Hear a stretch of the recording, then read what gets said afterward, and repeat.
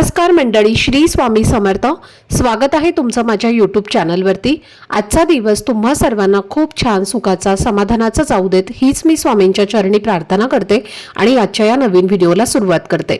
पण त्या अगोदर तुम्ही माझ्या चॅनलवरती जर नवीन असाल तर चॅनलला पण लगेच सबस्क्राइब करा आणि कमेंटमध्ये श्री स्वामी समर्थ लिहायला अजिबात विसरू। उद्या 1 मे 2026 शुक्रवारचा दिवस आहे आणि या दिवशी पवित्र बुद्ध पौर्णिमा आलेली आहे।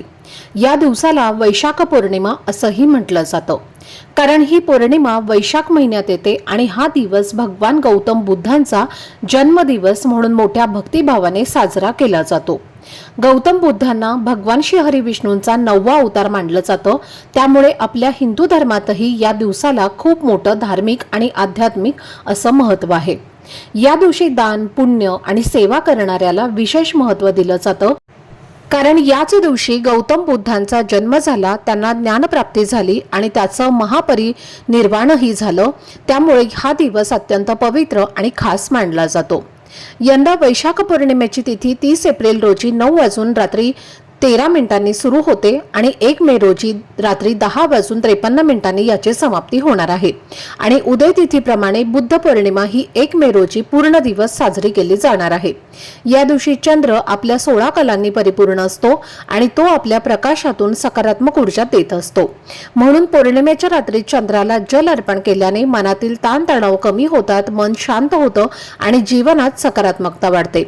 तसेच चंद्रदेव प्रसन्न होतात आणि आर्थिक अडचणी दूर होण्यास मदत होते असं मानलं जातं। त्याचबरोबर हा दिवस भगवान विष्णू आणि माता लक्ष्मी यांच्या पूजेसाठी सुद्धा अत्यंत शुभ मानला जातो आणि या दिवशी श्रद्धेने पूजा केल्यास घरात धन, समृद्धी आणि सुख शांती वाढते अशी भावना आहे। बुद्ध पौर्णिमा हा धार्मिक दृष्ट्या अत्यंत महत्त्वाचा दिवस असल्यामुळे या दिवशी काही सोपे आणि प्रभावी उपाय सुद्धा केले जातात। आणि आजच्या या व्हिडिओमध्ये मी तुम्हाला एक असा खास उपाय सांगणार आहे जो तुम्ही उद्या सकाळी सहज करू शकता। तुम्ही इतर काहीच नाही केलं तरीही चालेल, पण फक्त हा एक छोटासा दिवा योग्य ठिकाणी लावला तर घरातील नकारात्मकता दूर होण्यास मदत होते, मनात सकारात्मक ऊर्जा निर्माण होते आणि जीवनात शांतता आणि समाधान अनुभवायला मिळू शकतं। हा दिवा नेमका कुठे लावायचा, कोणत्या वेळेत लावायचा आणि त्यामागचं महत्त्व काय आहे याबद्दलची संपूर्ण माहिती आजच्या व्हिडिओमध्ये मी तुमच्यासोबत शेअर करणार आहे। त्यामुळे व्हिडिओ हा स्किप न करता शेवटपर्यंत नक्की पहा, जेणेकरून तुमच्यापर्यंत योग्य ती माहिती पोहोचेल। आणि तुम्ही माझ्या चॅनलवरती जर नवीन असाल तर चॅनलला पण लगेच सबस्क्राइब करा आणि बेल आयकॉनला सुद्धा प्रेस करा, म्हणजे मी जेव्हा कधीही नवीन व्हिडिओज अपलोड करेन त्याचं नोटिफिकेशन सर्वात आधी तुम्हाला मिळेल आणि तुमचा एकही व्हिडिओ हा मिस होणार नाही। आणि कमेंटमध्ये ओम नमो भगवते वासुदेवाय नमः हा मंत्र नक्की लिहा। तर ही एक श्रद्धेची भावना आहे जी आपल्या मनाला शांतता देते, सकारात्मक ऊर्जा वाढवते। तसेच खाली असलेल्या हे बटनवर सुद्धा क्लिक करा। तर आजच्या या व्हिडिओमध्ये तुम्हाला मी जो उपाय सांगणार आहे तो खूप सोपा आहे आणि तुम्ही तो उद्या बुद्ध पौर्णिमेच्या दिवशी सकाळी करायचा आहे। विशेष करून दुपारी 12 वाजण्याच्या आधी हा दिवा आपल्या घरामध्ये लावणं खूप शुभ मानलं जातं आणि जर शक्य असेल तर अगदी सकाळी जेव्हा आपण देवांची पूजा करतो तेव्हा त्या वेळेमध्येच हा दिवा लावण्याचा प्रयत्न करा, कारण या पवित्र दिवशी केलेला हा छोटासा उपाय मनाला शांतता देतो आणि घरामध्ये सकारात्मक वातावरण निर्माण करायला मदत करतो। पौर्णिमेच्या दिवशी दिवा लावण्याला आपल्या परंपरेमध्ये खूप महत्त्व दिलं गेलं आहे, कारण दिवा हा प्रकाशाचा आणि ज्ञानाचा प्रतीक मानला जातो आणि जेव्हा आपण श्रद्धेने दिवा लावतो तेव्हा तो फक्त एक विधी राहत नाही तर आपल्या मनातही सकारात्मक विचारांची ज्योत पेटवतो। त्यामुळे घरामध्ये शांतता, समाधान आणि एक वेगळीच प्रसन्नता जाणवायला लागते आणि या भावनेमुळे आपल्याला आपल्या कामांमध्ये सुद्धा चांगला बदल दिसू लागतो। असं मानलं जातं की या दिवशी श्रद्धेने दिवा लावल्याने माता लक्ष्मीची कृपा मिळते आणि घरात सुख समृद्धी वाढते। पण यामागचा खरा अर्थ असा आहे की जेव्हा आपण श्रद्धा, विश्वास आणि चांगल्या भावनेने काही करतो तेव्हा आपल्या विचारांमध्ये आणि कृतीमध्ये सकारात्मक बदल होतो आणि त्याचा परिणाम आपल्या आयुष्यावरती सुद्धा दिसू लागतो। त्यामुळे हा उपाय करताना मन शांत आणि श्रद्धा असणं हे खूप महत्त्वाचं आहे।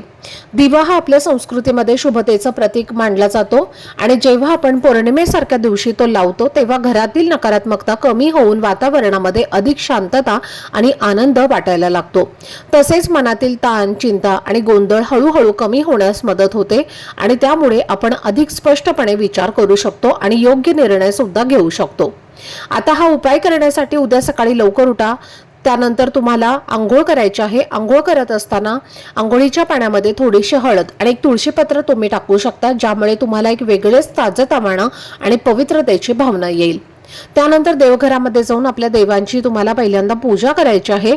धूप दीप अगरबत्ती लावून वातावरण प्रसन्न करा आणि मग शांत मनाने हा दिवा लावा, कारण या सगळ्या प्रक्रियेमध्ये सर्वात महत्त्वाची गोष्ट आहे ती म्हणजे तुमची भावना आणि तुमचा विश्वास। आता हा उपाय करण्यासाठी तुम्हाला 4 दिवे लागणार आहेत। 4 मातीच्या पणत्या तुमच्याकडे असतील तर त्या सुद्धा तुम्ही घेऊ शकता। फक्त मातीचे दिवे, कुठेही तुटलेले फुटलेले किंवा स्क्रॅच केलेले असे घेऊ नका। चांगले दिवे तुम्हाला घ्यायचे आहेत आणि तुम्ही ते आधी वापरलेले असतील तरी सुद्धा चालतील, फक्त स्वच्छ धुवून तुम्हाला घ्यायचे आहेत। किंवा मग तुमच्याकडे 4 प्रकारचे 4 दिवे आहेत, म्हणजे एक मातीचा दिवा आहे, एखादा पितळेचा दिवा आहे किंवा एखादा पंचधातूचा दिवा आहे किंवा इतर कुठल्याही धातूचा दिवा तुमच्याकडे असेल तर असे तुम्ही 4 दिवे सुद्धा घेतले तरीही चालणार आहे। आता हे 4 दिवे घेतल्यानंतर जर तुमच्याकडे तूप असेल तर या दिव्यामध्ये तुम्हाला तूपच घालायचं आहे। तूप घालणार असाल तर तुपाच्या दिव्यामध्ये तुम्हाला 2 वातींची मिळून एक जोडवात लावायची आहे, म्हणजे कापसाची पांढरी वात लावायची आहे। आणि जर तुम्ही तेल या दिव्यामध्ये घालणार असाल तर तुम्हाला जी वात तुम्ही लावणार आहे कापसाची, तर ती थोडीशी लाल पिवळ्या रंगाची तुम्हाला बनवायची आहे, म्हणजे त्याला थोडंसं हळद कुंकू लावून तुम्हाला ती वात लाल पिवळी करायची आहे। किंवा जो कलाव्याचा धागा असतो तर त्याची वात सुद्धा तुम्ही लावू शकता। म्हणजे तेलाच्या दिव्यामध्ये तुम्हाला लाल पिवळी वात लावायची आहे आणि तुपाच्या दिव्यामध्ये तुम्हाला पांढऱ्या कापसाची वात लावायची आहे। त्यानंतर तुम्हाला एक पिंपळाचं पान घ्यायचं आहे। या बुद्ध पौर्णिमेच्या दिवशी पिंपळ वृक्षाला अनन्यसाधारण महत्त्व आहे। या पिंपळ वृक्षामध्ये साक्षात भगवान विष्णू वास करतात। या झाडाच्या पानामध्ये लक्ष्मीचा वास असतो आणि म्हणून आपल्या शास्त्रामध्ये या झाडाला खूप मोठं महत्त्व आहे। आणि म्हणून या झाडाचं तुम्हाला एक पान घ्यायचं आहे। त्या पानावर थोडेसे तांदूळ ठेवायचे आहेत आणि त्या तांदळावरती तुम्हाला पहिला दिवा प्रज्वलित करून तुमच्या घराच्या मुख्य प्रवेशद्वारावरती लावायचा आहे। जेव्हा तुम्ही बाहेरून घरामध्ये येता तेव्हा जी उजवी साईड असणार आहे तर तिथे तुम्हाला हा दिवा लावायचा आहे। या दिवशी आपल्या मुख्य प्रवेशद्वारावरती दिवा लावल्याने आपल्या घराकडे लक्ष्मी आकर्षित होते। त्याचबरोबर घरातील नकारात्मक ऊर्जा, वास्तुदोष, ग्रहदोष हा देखील दूर होतो आणि घरामध्ये अखंड लक्ष्मी वास करते। तिथे दिवा लावल्यानंतर त्या दिव्याला हळद कुंकू, अक्षदा, फुलं तुम्हाला अर्पण करायची आहेत। जर तुम्हाला पिंपळाचं पान नाही मिळालं तर एखादी प्लेट घ्या, त्या प्लेटमध्ये तांदूळ ठेवा आणि त्या तांदळावरती हा दिवा ठेवून तुम्हाला मुख्य प्रवेशद्वारावरती लावायचा आहे। त्यानंतर पुढचा उपाय म्हणजेच पुढचा दिवा हा तुम्हाला तुळशीपाशी लावायचा आहे। सकाळी छान तुळशीला जल अर्पण करायचा आहे, हळद कुंकू लावून तुळशीची पूजा करायची आहे आणि तिथे तुम्हाला हा जो दिवा आहे तर तो आवर्जून लावायचा आहे। तुळशीला माता लक्ष्मीचं प्रतीक मानलं जातं। तिथे हा दिवा लावल्याने देवी लक्ष्मी प्रसन्न होते आणि व्यक्तीला कर्ज तसेच आर्थिक समस्यांपासून मुक्त करते। घरात पैशाचा ओघ वाढतो, पैशाच्या अडचणी दूर होतात, घरामध्ये पैसा टिकायला सुरुवात होते। त्यामुळे तुळशीपाशी तुम्हाला स्वच्छ पुसून तुम्हाला हा दिवा जो आहे तर तो लावायचा आहे। तुळशीच्या वृंदावनाला स्वच्छ पुसून घ्या, तिथे छान रांगोळी काढा आणि मग हा तुपाचा किंवा तेलाचा दिवा तुम्हाला तिथे लावायचा आहे। आणि या दिव्यामध्ये तुम्हाला 2 लवंगा टाकायच्या आहेत। यानंतर तुळशीला 11 प्रदक्षिणा करायच्या आहेत। प्रदक्षिणा करत असताना ओम नमो भगवते वासुदेवाय नमः हा मंत्राचा जप करायचा आहे। त्याचबरोबर पुढचा दिवा हा तुम्हाला स्वयंपाकघरामध्ये लावायचा आहे। आपलं स्वयंपाकघर जे आहे तर ते आपल्या घराच्या वास्तूचा एक खूप महत्त्वाचा भाग आहे आणि त्याचा व्यक्तीच्या आरोग्यावरती परिणाम होत असतो। अशा परिस्थितीमध्ये वैशाख पौर्णिमेच्या दिवशी आपल्या स्वयंपाकघरात दिवा हा आवर्जून लावावा असं मानलं जातं। या दिवशी जर आपण आपल्या स्वयंपाकघरात दिवा लावला तर अन्नपूर्णा माता प्रसन्न होते। आपल्या घरात कधीही अन्नधान्याचा तुटवडा हा जाणवत नाही। त्याचबरोबर जिथे अन्नपूर्णा प्रसन्न असते तर तिथे माता लक्ष्मी ही स्वतःहून निवास करत असते। त्यामुळे आपल्या स्वयंपाकघरामध्ये ईशान्य कोपऱ्याला किंवा पूर्व दिशेला तुम्हाला हा दिवा लावायचा आहे। दिव्याची वात ईशान्य दिशेला येईल अशा पद्धतीने हा दिवा लावायचा आहे। छान तुम्हाला गॅस शेगडीला सुद्धा हळद कुंकू लावून त्याची पूजा करून घ्यायची आहे आणि ओम अन्नपूर्ण देवे नमः या मंत्राचा जप करायचा आहे।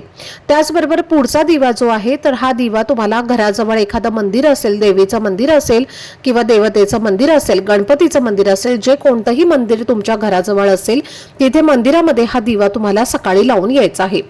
अग्निपुराणानुसार जो मनुष्य मंदिरात देवळात या वैशाख पौर्णिमेला दीपदान करतो त्याला सर्व काही मिळतं, तर या मंदिरात दीपदान करणारा विष्णू लोकाला प्राप्त होतो। आणि असंही म्हटलं जातं की जोपर्यंत हा दिवा जळत असतो तोपर्यंत परमेश्वर स्वतः तिथे असतात आणि म्हणून तुम्ही तिथे मागितलेली सर्व इच्छा जी आहे तर ती पूर्ण होते। दिवा आपल्याला जीवनातील उंचावर जाण्यासाठी आणि काळोख मिटवण्यासाठी प्रेरित करत असतो। त्या व्यतिरिक्त हा दिवा लावल्याने सर्व पाप नष्ट होतात, जीवनामध्ये सौख्य, भरभराट, आरोग्य, आयुष्य, सुख, आनंद हा वाढत जातो। आणि म्हणून मंदिरामध्ये या दिवशी तुम्हाला एक दीपदान जे आहे तर ते करायचंच आहे। त्याचबरोबर तुमच्या घराजवळ एखादी वाहती नदी असेल, विहीर असेल तर तिथे सुद्धा तुम्हाला एक दिवा जो आहे तर तो तुम्ही लावू शकता।